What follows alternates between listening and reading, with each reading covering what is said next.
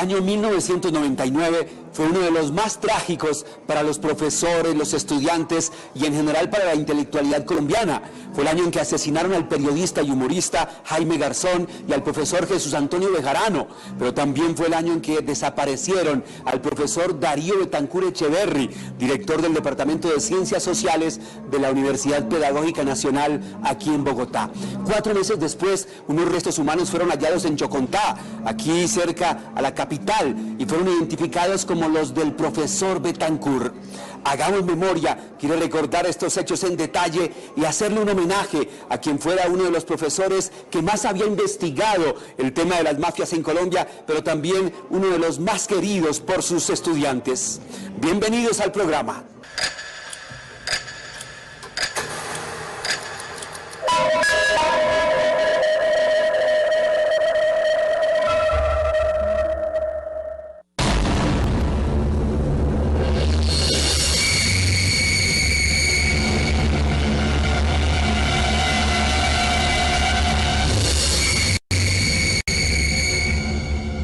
Las cosas muy simples. A él le gustaba, por ejemplo, cuando llovía, a él le gustaba quitar los zapatos y salir a correr por entre los charcos, porque le fascinaba, o sea, le fascinaban los charcos y le fascinaba la lluvia.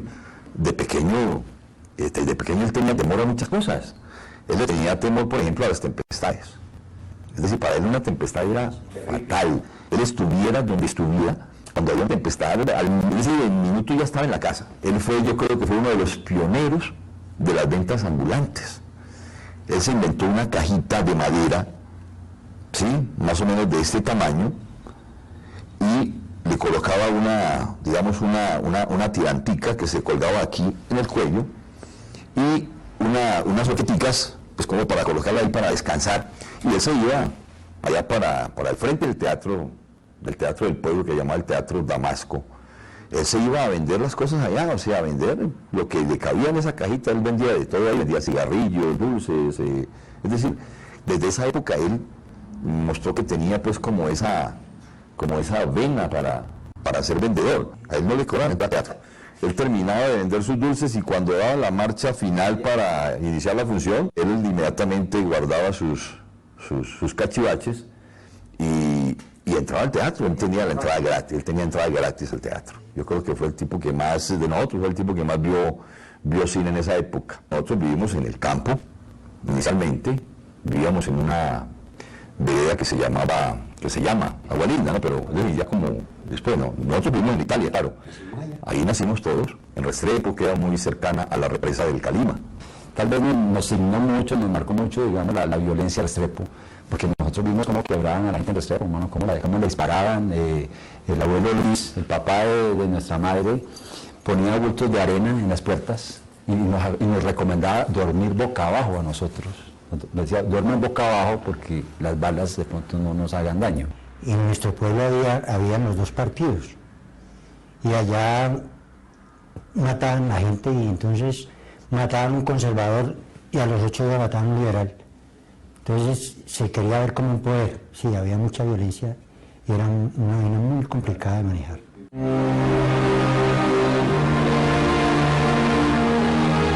La vocación, digamos, por la investigación él siempre la tuvo, porque yo recuerdo que por allá nosotros nos íbamos, por ejemplo, en Villavicencio, nos íbamos en unos paseos por el río Guatiquía, ¿sí? Y él era muy inquieto buscando piedras y toda vez se encontraba, digamos, algo relacionado con nuestras antiguas culturas. Porque es que nosotros venimos de un valle que en el Restrepo hay unos indios que llamaban los indios Clima, que estaban en la vereda, toda esa vereda estaba muy cerca del pueblo de nosotros. Entonces allá se guaqueaba. Fuimos ambos egresados del Caldas, como bachilleres. Creo que se trabajaba mucho, digamos, el perfil allá social digamos, de la lucha obrera ya era con el morir. Y tal vez esa bandera se alcanzaba a inquietarlo a él seguramente.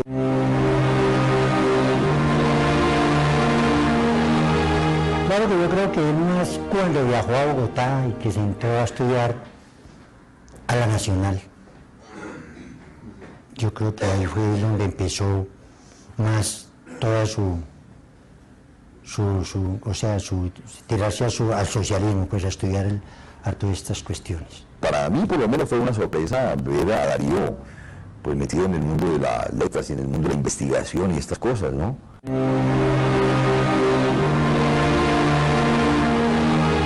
Bueno, Darío Betancur llegó a la universidad en el año 86, 87 más o menos, como profesor catedrático. Entonces yo era representante de los estudiantes del Consejo Superior, y la relación de él con los estudiantes desde entonces fue una relación muy íntima, porque él había sido dirigente estudiantil durante la década de los años 70 y buscaba acercarse mucho a la problemática de los estudiantes y hacerles recomendaciones, sugerencias. El gran placer, ¿no?, de haber sido alumno de él en virtud de el compromiso con el conocimiento de la historia, con la enseñanza, con el conocimiento de la realidad del país, y obviamente el deseo de saber sus orígenes, los orígenes de los problemas que hay en Colombia, ¿no?, a partir del conocimiento de la historia, y de ahí propender por buscar soluciones. Esa era la tarea de Darío. Pero como él estudió en la Nacional y después de la Nacional, él resultó estudiando en la Libre. Entonces ahí empezó él a estudiar y se graduó, y después resultó diciendo, bueno, yo me voy a hacer un doctorado a Francia, y se fue a Francia a estudiar. Esa financiación se la estaba él, porque él era muy buen estudiante. Y los puestos de él nunca fueron políticos, los puestos de él fueron méritos siempre. Él presentaba sus concursos y nunca le dieron un puesto de política, jamás.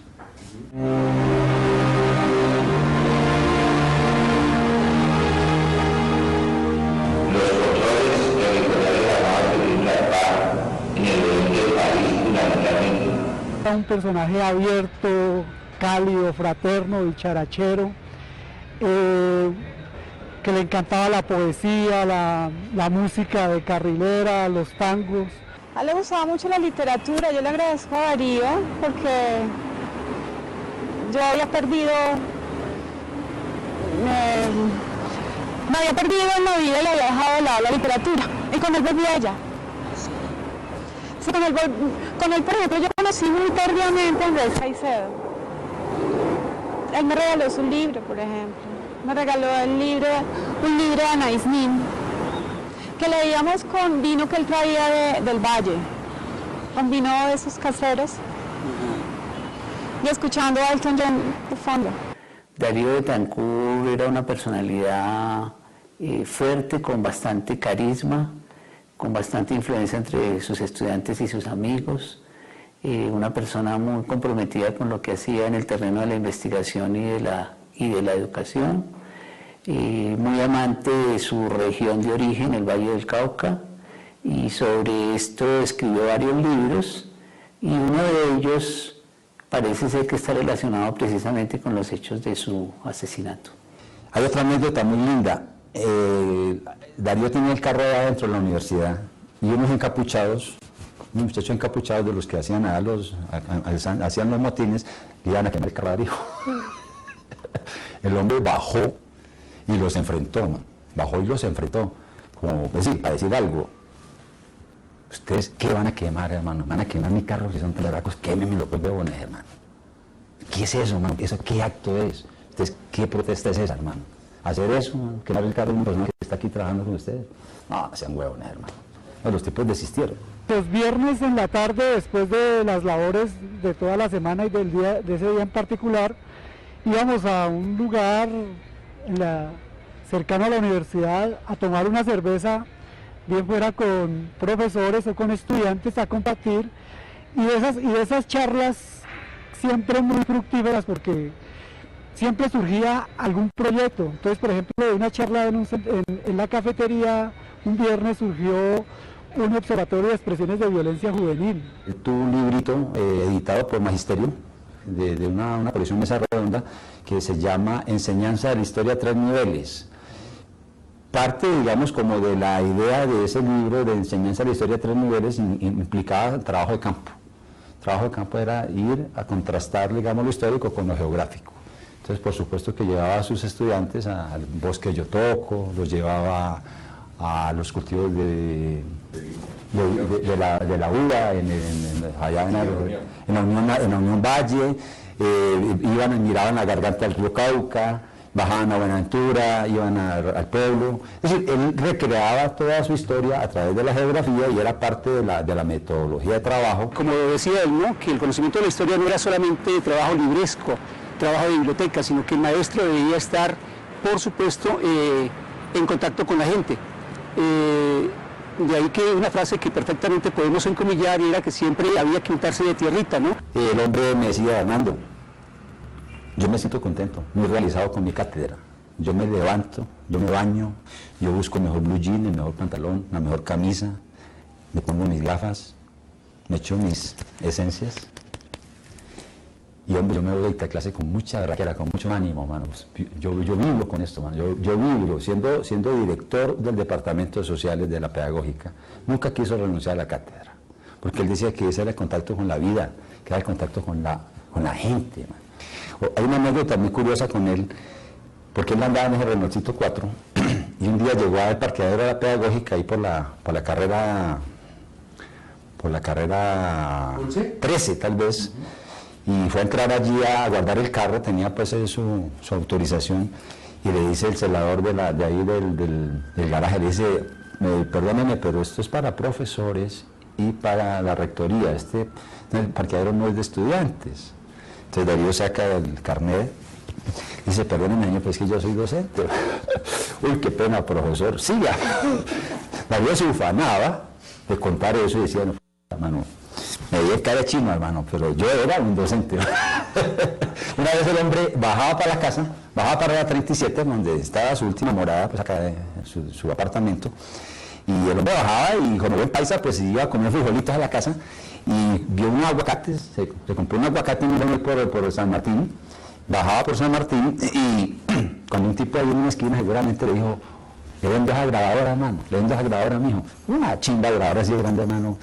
Y mi hermano, pues, puta, hermano, hombre, como que se tentó, y hermano, dijo: ¿cuánto vale, hermano? Vale 50.000 pesos, hermano. Puta, vale mucha plata, hermano. ¿Cuánto me la deja, hermano? Yo doy 10.000 pesos. Yo: no, papá, ¿cuál es 10.000, hermano? Saque 20. Pues es que yo no tengo 20.000 para aquí. Tengo 15, hermano. Dijo: hermano, llévesela, pero eso pues, pero así, hermano, llegó a la casa: negra, deja la chimba del negocio 15, hermano. Y cuando está para eso, le salen unos ladrillos de cemento así: hijo de puta, me tumbaron. Araceli, que sigue siendo secretaria de Sociales, ella decía que Darío era la madre Teresa de Calcuta. ¿Por qué? Porque el hombre abogaba mucho por sus estudiantes, siempre buscaba que los muchachos volvieran, que no hicieran deserción, que retomaran la carrera, que se graduaran. Era un hombre. Mucha combatividad hoy, la mujer muy combativa hoy, el 1 de mayo. Claro que sí, combativa, proletaria, obrera, sí, el 1 de mayo. Él sagradamente tenía un compromiso los 1 de mayo con sus estudiantes. Se iban a las marchas que organizaban pues del Día del Trabajador, y yo lo vi como el 29 de ¿qué? De abril. 29 de abril fue la última vez que yo lo vi. Nosotros salimos de la universidad ese viernes a 5 de la tarde, 6 de la tarde, y fuimos a un bar que frecuentábamos mucho. ¿El Patio del Arte? Creo que se llamaba así, sí. Yo intenté hacer memoria esta mañana, pero no recordé cómo se llamaba. Era Amigos de él. Sí. Era como un café, galería, bien agradable el espacio. Y él me dejó allí, me dijo: voy a darle una vuelta a Paula, creo que era Paula quien estaba en casa. Y tengo entendido que nunca llegó a la casa. Y el patio del Arte a la casa de Darío eran como unos 10 menos porque lo estaba a buscar. Y no creo. Yo luego me quedé allí esperando las 2 horas, nada, rarísimo, yo no entendía qué había pasado. Llamé a su casa, pero me dio miedo la que contestó su hijo, entonces colgué. Y al día siguiente en la mañana me llamó Catena a preguntarme que si yo sabía algo de su papá. La mayor. Sí. Y que fue cuando yo, o sea, que no hubiese vuelto, que no hubiera llamado, ya de una vez a mí me pareció extraño. Hubo en Colombia un fenómeno de perseguir la inteligencia, de perseguir el pensamiento crítico y también de perseguir a los investigadores sociales que de alguna manera a través de sus estudios develaban una realidad. En el caso del profesor Darío Betancourt, exactamente el 30 de abril de 1999, después de terminar sus clases tipo 5:30, 6 de la tarde, él toma su vehículo, que en ese momento pues era un Renault 4 rojo, y se va hacia su casa, que está ubicada en el Paraguay.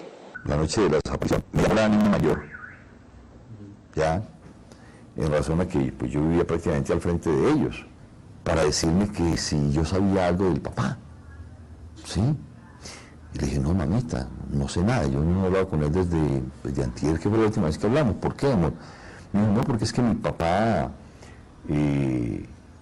se había ido por ahí a conversar con unos amigos y de pronto a tomarse unos tragos, pero él no acostumbra, digamos, a demorarse tanto. Él es interceptado, yo supongo que en un operativo muy sofisticado, porque si tú vas en un carro, para que a ti te puedan bajar del carro, pasar a otro carro, llevarse el carro, etcétera, etcétera, se necesita un operativo más o menos, pues porque él podía gritar y en un trancón, en una vía concurrida, lo cual hace presumir que fue una desaparición donde participaron varios vehículos para poderlo cerrar, para que no se viera cuando lo reducían y cuando se lo llevaban. El hecho de que haya desaparecido en el trayecto de Patio del Arte a su casa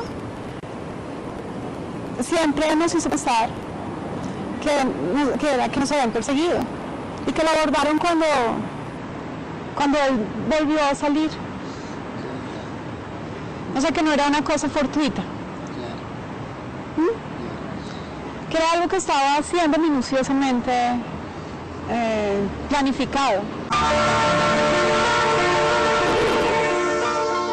Resultó muy extraño para todos los profesores y de la universidad que el profesor no se hiciera presente en las honras fúnebres de un profesor del departamento que acababa de desaparecer y que eran a las 12 del día del sábado 1 de mayo.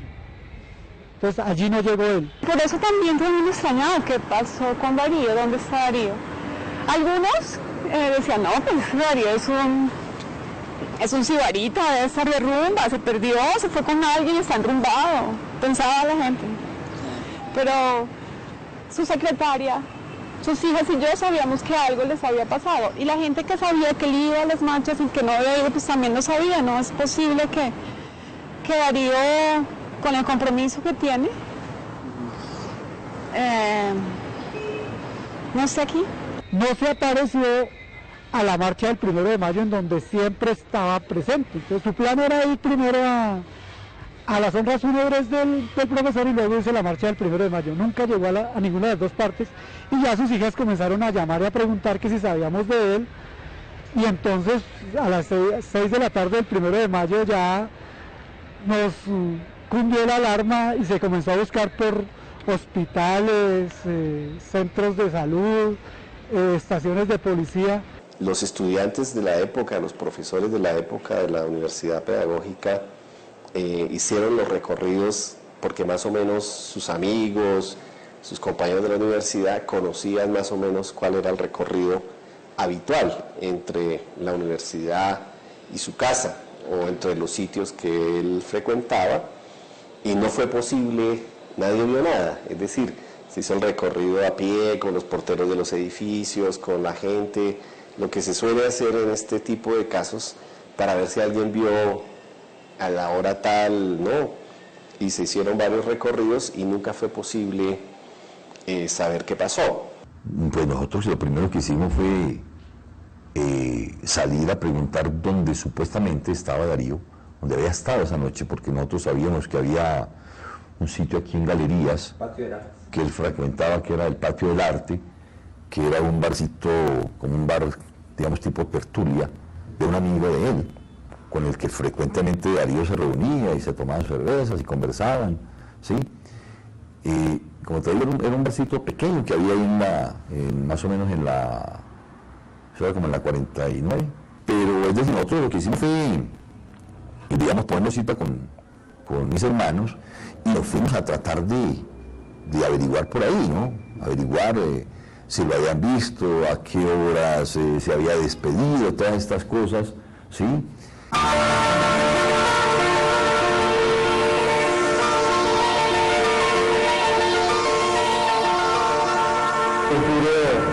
¿Pudo encontrar alguna señal de su paradero? Nosotros, sus amigos, lo estamos esperando. A raíz de eso, pues ya nos comunicamos nosotros con la universidad, ¿sí? Y empiezan a organizarse unas brigadas de búsqueda que pues, prácticamente recorremos toda la ciudad por las partes que posiblemente pensamos que, ¿sí?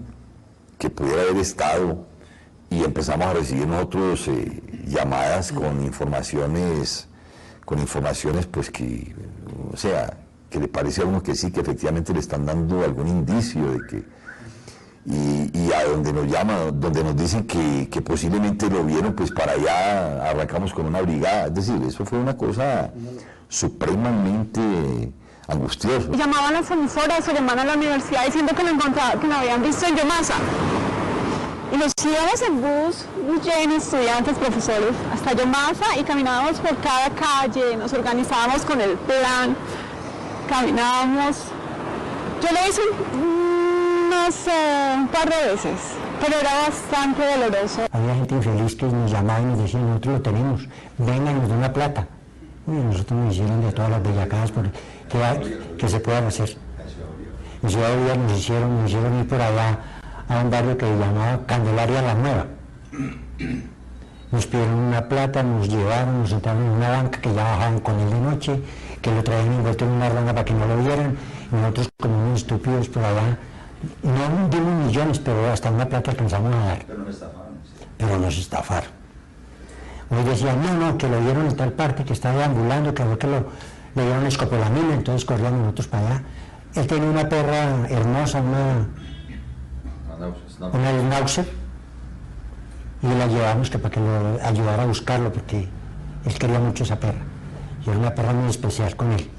Bueno, a nosotros que no nos hicieron, que no nos dijeron, ¿dónde nos vamos a buscarlo? Me acuerdo que logramos ubicar en el peaje, creo que era de Bogotá por la vía Medellín, en un peaje, los videos de la noche que él se desapareció, y pudimos ver el vehículo salir por el peaje. Pero las imágenes técnicamente no eran muy buenas y no posibilitaba precisar cuántas personas iban en el vehículo, si iba solo, si iba acompañado. Pero lo cierto es que el vehículo pasó en las horas de la noche por ese peaje saliendo hacia la vía de Medellín. Ahora, finalmente nunca hemos encontrado el Renault 4 rojo, placas APE 362, que fue el vehículo que era de su propiedad y en el cual se le desapareció.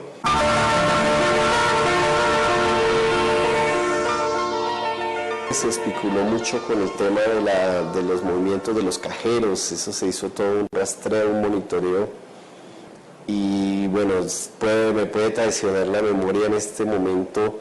Creo que se detectó un movimiento en un cajero ese mismo día.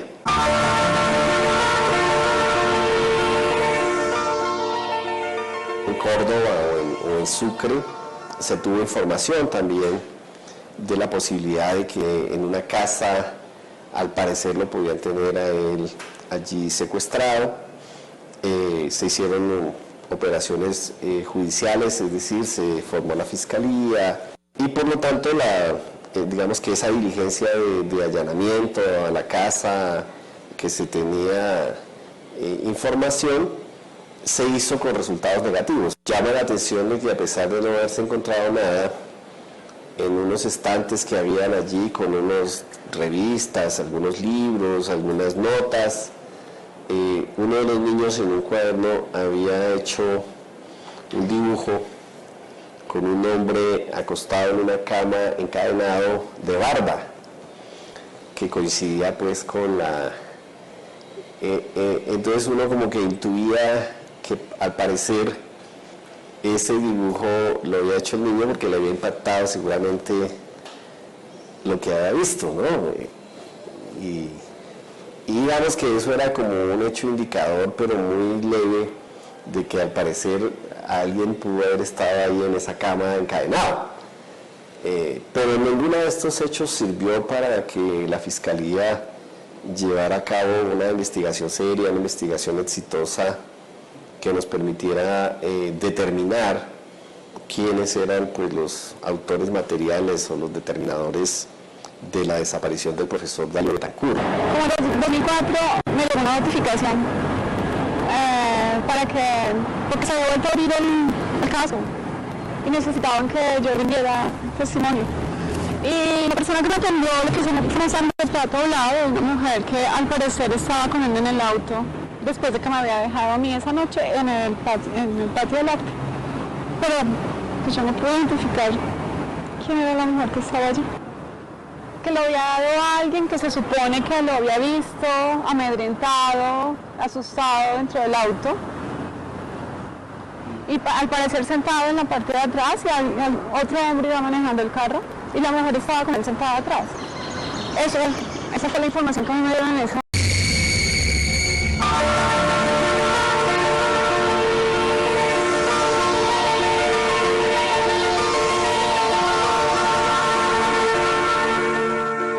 Luego encontramos por vía de un campesino que en el área rural de Chocontá encontró una cabeza y la reportó a la policía. Medicina Legal, que estaba al tanto de la desaparición de Darío Betancourt, le pareció que la cabeza con una parte de los huesos aquí del hombro y de un pedazo de acá del antebrazo, etcétera, les pareció que podía corresponder la forma de la cara, del cráneo, etcétera, con Darío. A los 4 meses más o menos, nos dan cuenta del hallazgo de estos restos que posiblemente coinciden con los restos de Darío. ¿Ya? Pues para nosotros fue, digamos, bastante sorpresivo porque nosotros realmente no esperábamos, ¿sí? Nosotros no esperábamos que algo así hubiera podido ocurrirle.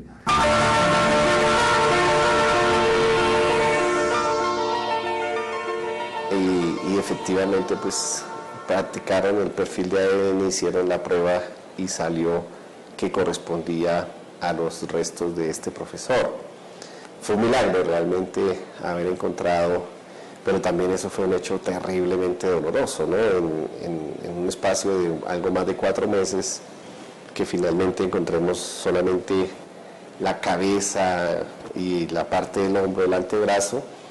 Y pues lo que se dijo por los forenses en su momento, aparte de la identificación plena, es que al parecer, al haber dejado el cuerpo en un lugar abierto, al lado de una pequeña quebrada, donde habían ratas, animales, etcétera, la tesis era que posiblemente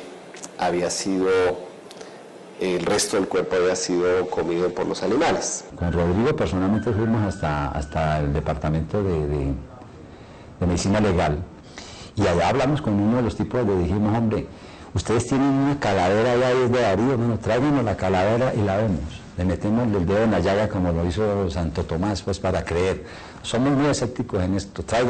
Señores, pues que es algo grotesco, nos importa un carajo que sea grotesco, tráigala, mano. No es que son los procedimientos no autorizados. Entonces, dejemos así.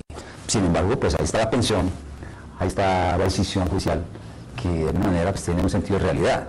Su familia tuvo muchos problemas también de inseguridad, porque pues el caso fue muy mediático.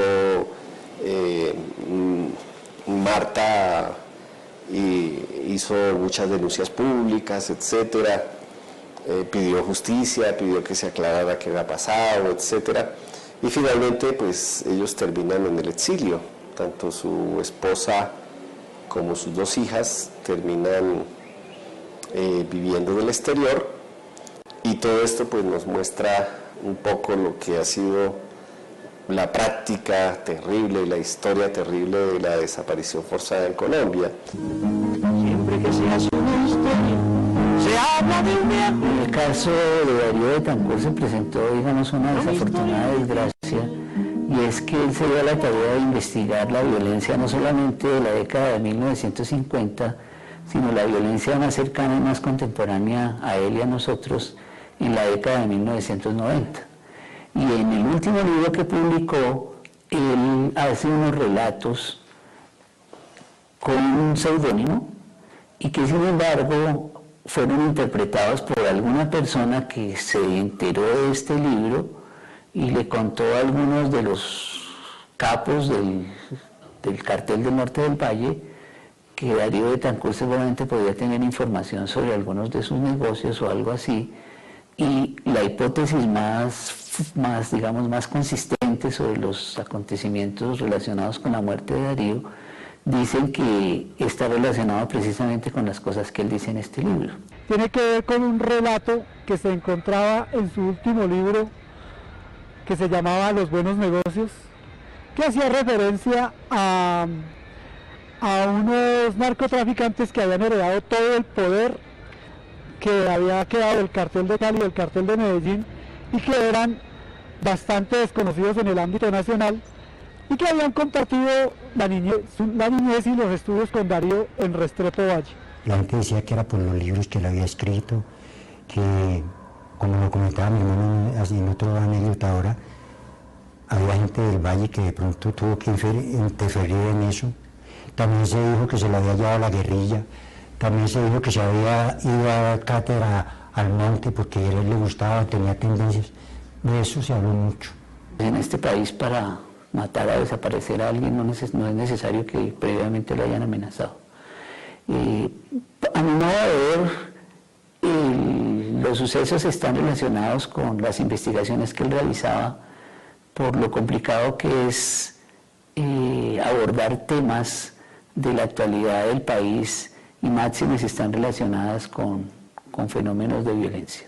Tú lo comparas por décadas, los casos de la década de los 80, etcétera, tú siempre tenías testigos, siempre tenías algún carro, una placa, gente que había visto cuando se hallaba la persona, la fuerza o lo que sea. En esta época ya, y en una ciudad como Bogotá, lo que uno siente es que los victimarios, los que hacen este tipo de prácticas, lo hacen de manera muy sofisticada. Tú encuentras desapariciones a horas picos en el centro de Bogotá o en muchas zonas y nadie se da cuenta, lo que implica un sistema con una participación de muchas personas, con mucha inteligencia previa y con pues mucha infraestructura, ¿no?, para poder llevarse a la persona sin dejar ningún rastro, ¿no?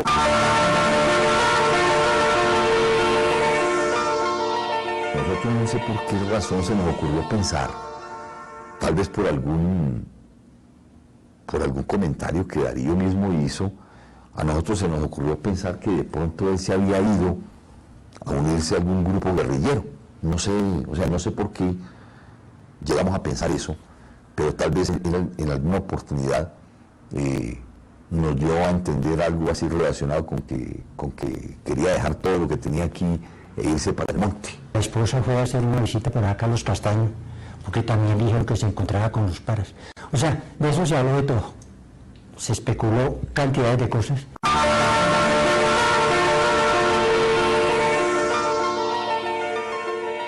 Por estos años en el colectivo, lamentablemente, pues hemos tenido muchísimos casos de profesores, sobre todo en las universidades de la costa, pero también en la Universidad de Antioquia. Yo me acuerdo, por ejemplo, el profesor Aurelio Pérez Castrillón, que por esa misma época más o menos se lo llevaron del salón de clase de tipos con escarapelas del CTI y después apareció empalado en otra zona de Antioquia. O me acuerdo también casos de la Universidad de Córdoba, de la Universidad Popular del Cesar, de la Universidad del Magdalena, de la Universidad del Atlántico, donde muchos profesores fueron asesinados en ese proceso de toma de las universidades. Se tenía información de que al parecer al interior de las universidades, en este caso de la pedagógica, de la Universidad Distrital, de la Universidad Nacional, operaban como redes de inteligencia, ¿no?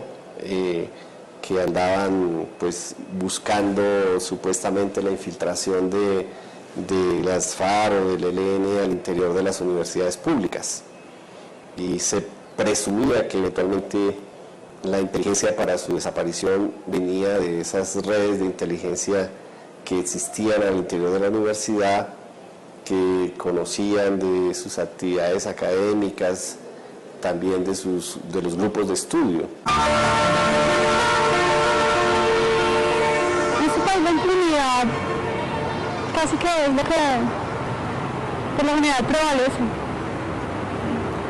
Supongo que tienen que pasar 20 años para que se cierre el caso, ¿no? Creo que así funciona. Aún han pasado 14, pero no tenemos, no se sabe nada, no tenemos ninguna certeza. La única certeza que tenemos es que ella ya no está con nosotros. Y que a un ser humano como él hace muchísima falta. La única manera de recordar a Darío es mediante el conocimiento de su obra y sobre todo llevar a la práctica algo que él perfectamente legó muy bien a sus estudiantes, y es el conocimiento riguroso de la historia, para conocer la realidad, para tener herramientas para transformarla.